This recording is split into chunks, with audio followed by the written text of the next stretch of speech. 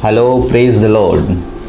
हम बहुत धन्यवाद देते हैं परमेश्वर का कि परमेश्वर ने एक बार हमें आपके पास लाया एक नए ज्ञान के साथ। आज हम बातचीत करेंगे आपके साथ कि हम बाइबल कैसे पढ़ें। ध्यान दो, बाइबल पढ़ना एक बात है, बाइबल समझना दूसरी बात है। जब आप बाइबल पढ़ते हैं और बाइबल नहीं समझते हैं, आप बाइबल पढ़ें या ना पढ़ें कोई फ़र्क नहीं पड़ता है, क्योंकि बाइबल को समझना चाहिए। और बाइबल को समझने के लिए सबसे बड़ा जो हमारा सहायक है वह है पवित्र आत्मा, प्रार्थना। जब हम पवित्र आत्मा की मदद लेते हैं वो हमें समझना देता है, क्योंकि परमेश्वर का वचन हमें उन्हें अच्छे से समझ हमारे तक वो पहुँचाते हैं। दूसरा है कि हम एक तलवार के सिद्धांत आपको बताएंगे। जब भी आप बाइबल पढ़ते हो आप उसमें 4 सवाल पूछते हैं। पहला सवाल कि आप परमेश्वर के बारे में क्या सीखते हैं। दूसरा सवाल, आप मनुष्य के बारे में क्या सीखते हैं। तीसरा सवाल, आप पाप के बारे में क्या सीखते हैं। और चौथा सवाल, आप आज्ञा या उदाहरण के बारे में क्या सीखते हैं। हालेलुया।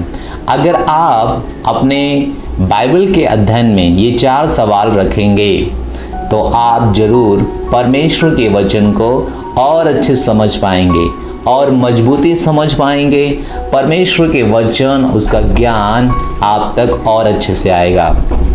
तो उदाहरण के लिए यहाँ मेरे पास है लूका 9 अध्याय, उसका 49 वचन से मैं पढ़ूंगा।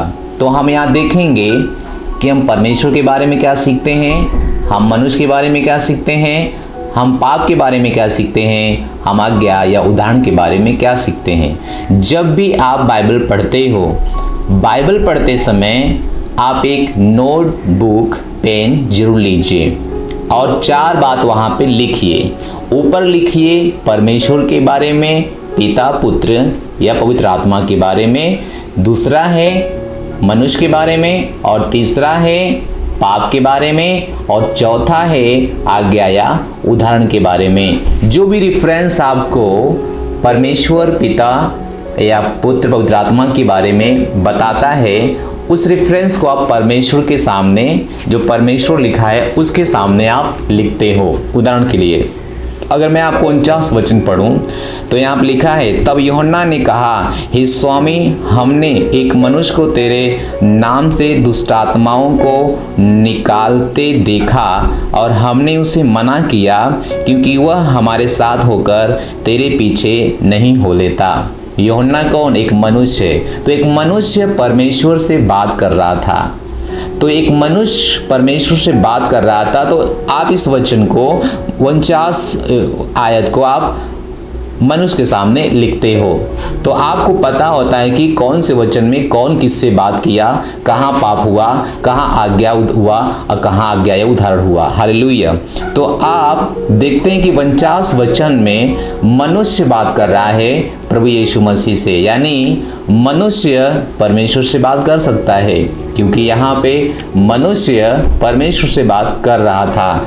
अब 50 वचन में हम देखते हैं, यहाँ पर लिखा, यीशु ने उनसे कहा, उसे मना मत कर, क्योंकि जो तुम्हारे विरोध में नहीं, जो तुम्हारे विरोध में नहीं, वह तुम्हारे योर है। हालेलुया। तो प्रभु आप बात कर रहे हैं मनुष्य से।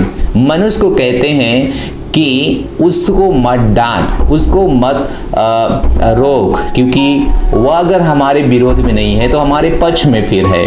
तो हम इस वचन से ये समझते हैं कि दुनिया में, आप जानते हैं, दुनिया में बहुत सारी शिक्षाएं होती हैं, फिर भी हम सब कभी कभी एक दूसरे को दोष लगाते हैं। अरे ये अच्छा नहीं सिखाते हैं तो ये प्रभु का नहीं है, वो अच्छा नहीं सिखाता है तो वो प्रभु का नहीं है। अरे वो बपतिस्मा नहीं देते हैं या नहीं लेते हैं तो ये प्रभु का नहीं है या नहीं है। तो हम कौन होते हैं ऐसा बोलने वाले, क्योंकि प्रभु ने कहा वो मेरे पक्ष में हैं जो मेरा विरोध नहीं करते हैं। तो आप देख सकते हैं कि प्रभु मनुष्य से बात कर रहा था। तो मैंने 1-2 आयत लिया आपको समझाने के लिए।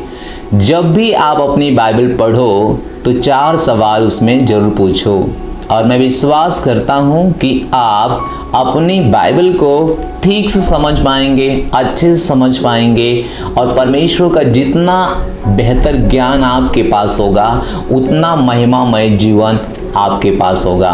मैं विश्वास करता हूँ ये वीडियो, ये संदेश हमारे अनुग्रह फेलोशिप चर्च के है, उनके लिए है। अगर आप हमें अलग चर्च से देख रहे हैं तो आप इसको इस्तेमाल कर सकते हैं अपने बाइबल पढ़ते समय, अपने परिवार के साथ या अपने लोगों के साथ ये 4 सवाल पूछ सकते हैं। परमेश्वर आपको आशीष दे। मैं विश्वास करता हूँ कि आप आशीषित हुए हैं। अगर कोई सवाल है तो कमेंट बॉक्स में हमें ज़रूर मैसेज करो, हम आपको ज़रूर उत्तर देंगे। Thank you so much. God bless you.